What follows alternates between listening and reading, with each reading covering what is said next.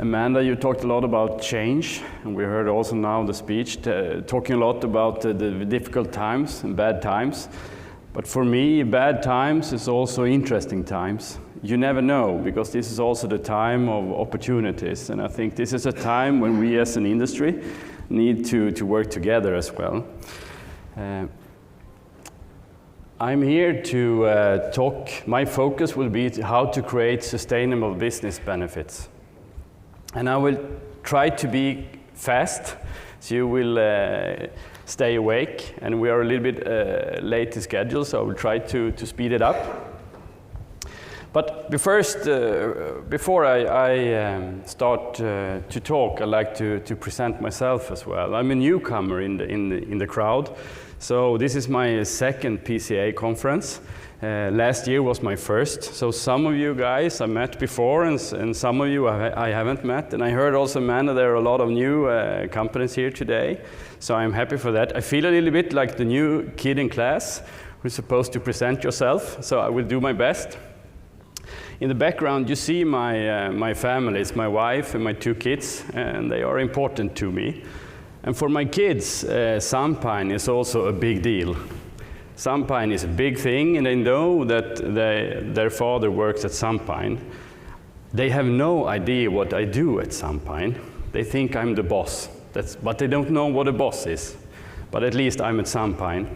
And for you as companies, and for me managing a company, the company plays a major role in my family.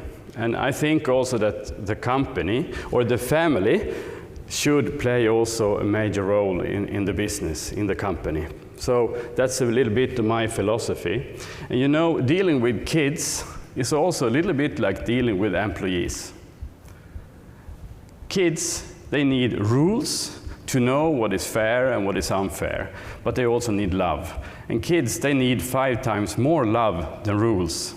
And the same goes with employees. We need to have rules, of course, but we need, as an employer, it's extremely important to show love to the employees, because it's easy when everybody is happy, but the challenge comes when people are not happy, and it happens every day.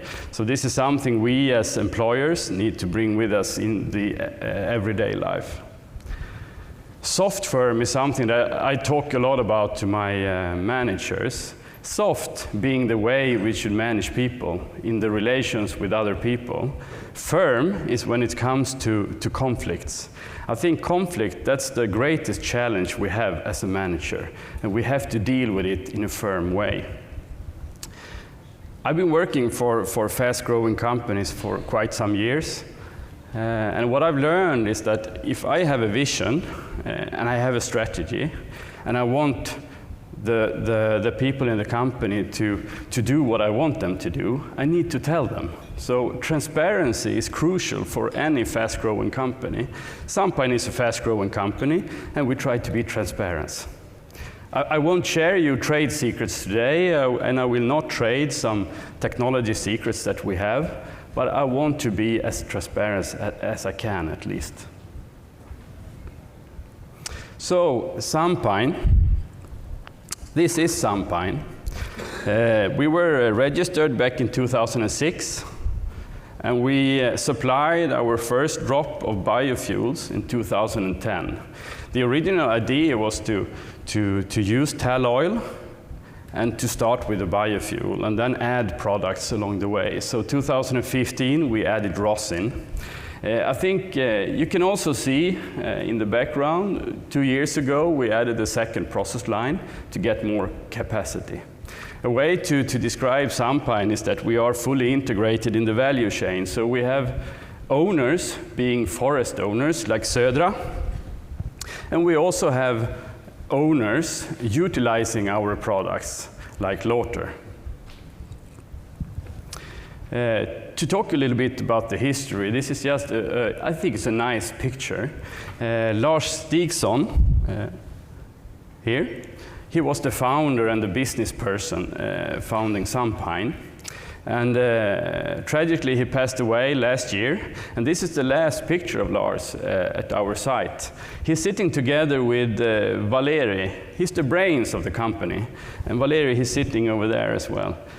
He told me a nice story that it all started with Lars giving Valeri a bottle of tall oil, saying, "Valeri, could you do something with this?" And I think in the end you have proven, Lars, that you have done quite a big deal. Why do I show the picture? Well, it's more to send some kind of, you know, a picture of the culture we want to create. And I think also this is a beautiful mix of innovation and business. SunPine, we have 5 products today. It's our raw tall diesel. We are working with pitch. We are working with rosin and turpentine. And all the excess heat that we have in the plant are being shipped to the local community to heat our neighbors. In a couple of weeks from now, we are introducing a new member in our product family, and that's alpha-pinene. We are utilizing approximately 250,000 tons of CTO at SunPine. And by that, I think we have been one of the players in the industry who has also changed the industry. Our maximum capacity today is above 400,000 tons. What makes me extra proud of SunPine, this is the last slide of SunPine, so just bear with me one slide, but I'm extra proud of this because we are an equal company. We have more than 40% of our employees are female. And today we have more female than male applicants for every open position within the company. I don't know if it makes us unique, but it makes us perfect as I see it. And in the end, this is all about competence, because we are in a male-dominated industry, and we are looking for competence in the other half of the population. So for us, this is crucial. And I know some of you think that, oh, hey, David, it's 40-60, but the picture says 50-50. But that's because we have the target of reaching 50-50. Moving into sustainability, one of the themes today is sustainability.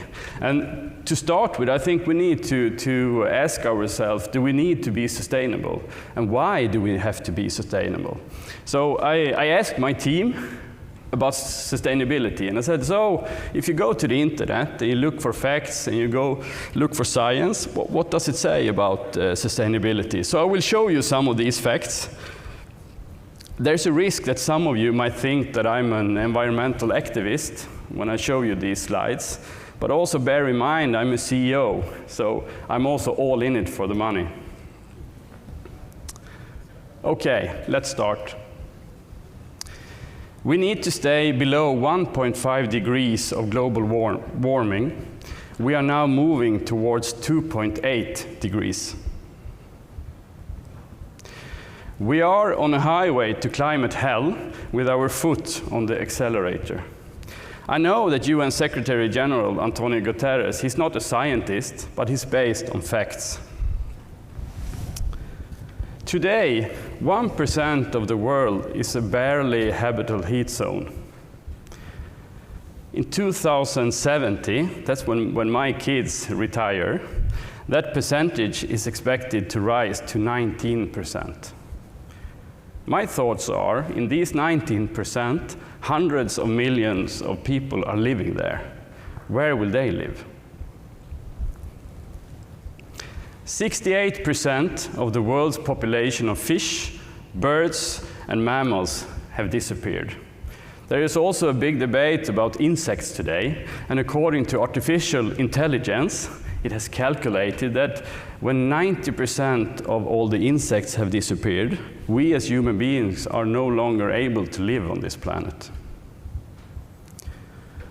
July this year was the hottest month ever recorded on Earth. So what are the consequences of heat? If I look in Sweden, where I live, back in 2018, we had 50% of our animal feed ruined due to heat wave that lasted only a few weeks.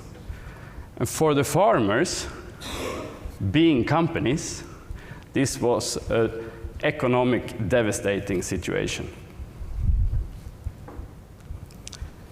Earth Overshoot Day. Have you heard about Earth Overshoot Day? I will read you the definition. Earth Overshoot Day marks the date when humanity's demand for ecological resources and services in a given year exceeds what the Earth can regenerate in that year. The Earth Overshoot Day this year was August 2nd. Also, according to the World Economic Forum, the world's greatest risks are environmental threats. So suddenly, the environmental issue ends up on the agenda of all global business leaders. There are also a certain set of rules and regulation coming towards us as companies on how to be sustainable. And these are also something that we find as challenges in the industry.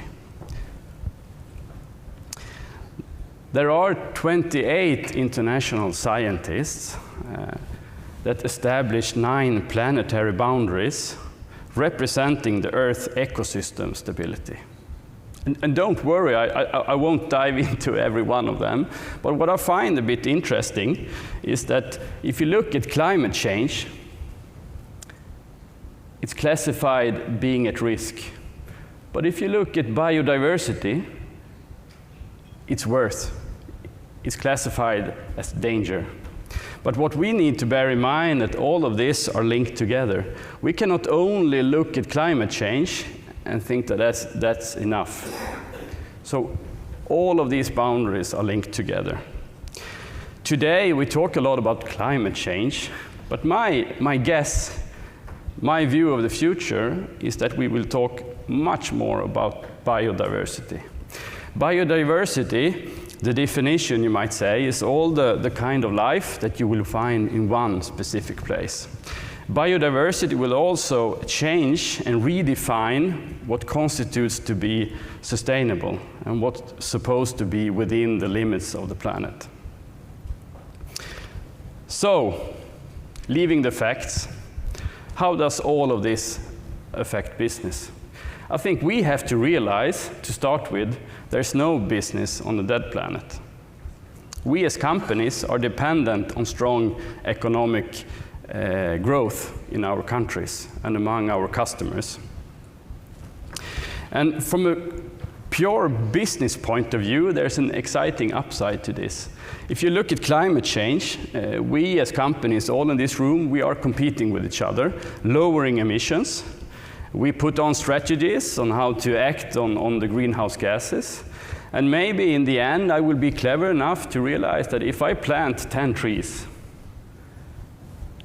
I can compensate for my emissions. But suddenly, Jamie, a GP, he plants 11 trees. So suddenly, he's beating me in this field. But if you go to biodiversity, you remember it was site-specific. So it's site-specific. So if I restore wetlands in my local community, none of you are able to compete with me in the local community. Because what I do is assessed separately from all other things. What creates emotional competition is how well I'm able to make my efforts visible. And if I'm able to communicate what I do, it will strengthen my brand value and my market position. So, how does all of this affect our industry? It's not about the discussion whether the scientists are right or wrong. It's more about our approach and how we relate to the facts being presented to us. So, instead of letting you know some trade secrets, I will share another small secret that I have. There are no contradiction between sustainability and profitability. The trick is to do what the scientific community wants us to do and still make money. So based on this approach, we landed in the following, that we will create sustainable business within the planetary boundaries. And why will we do this? Well, it creates some sustainable benefits. Sustainable companies are more competitive. They create growth and long-term profitability. These companies are more interesting partners for both current and new customers. And I think all of us want to achieve this. They can more easily attract investors and recruit the sharpest minds. A sustainable business operation will strengthen the brand value. And most importantly, it will create opportunities to work with business development in a whole new way. I think today there are uncertain times. What will happen next year? Nobody knows. Will it be another era of biofuels, or will it not? Who knows? I think there will be a mix of a lot of things. But for us in the industry, in US companies, and me managing a company, we have to look at 3 decisive factors. To start with, look at the conditions. We need to know the expectations of our owners, our employees, and our customers. And when we know that, that's the time when we can start making decisions impacting our business. Also, when it comes to business development, we need in the industry to look at the products and the services that we are selling today. Are we able to sell them tomorrow? And are we able to sell them in 5, 10, or 20 years from now? And when we know this, it's all about communication. Communication creates the fuel of engagement, and that in the end creates competitive advantages. So, trying to conclude my speech today, looking at us as an industry, I think we are all part of the same ecosystem. Yes, we are competing, we are selling, we are buying, but we are part of the same ecosystem in this industry. We are also all dependent on forestry. Forestry has to be sustainable. We have to work with sustainable forestry in this industry in order to survive. And we are all dependent on the trees. The industry is changing, whether we want it or not. I might not want to change, but the world is changing, so we have no other option. And the industry is changing today. We are all changing, and for me, I believe that we all need to be part of the solution moving forward as one industry. I was a bit ahead of time, so thank you.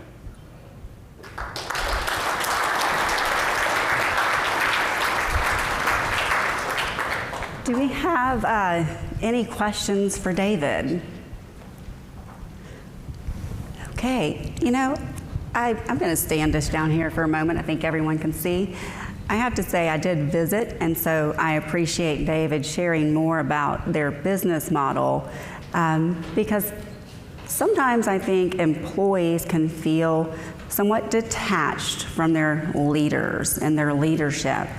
And one thing that was very unique that I'll highlight that David did not is that SunPine actually offers breakfast for all of their employees every morning.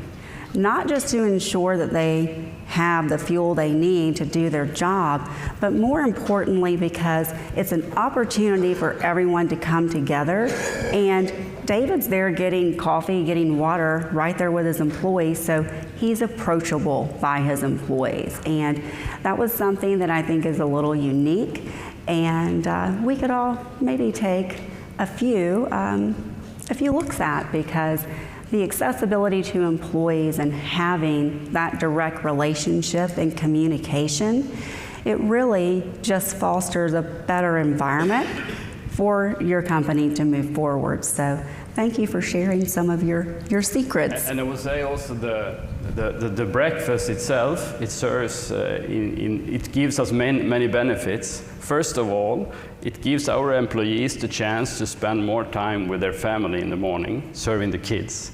When they come to the office, they are extremely happy, and we can have a good start together. But for me, from a business point of view, they start talking business and interacting the first thing they do coming into the office. So this is the most critical meeting we have every day, and it's serving breakfast. Sounds strange, but it's a good tip. Well, thank you, David. We're going to take a brief break, so we'll come back at 11:05 for our last presentation.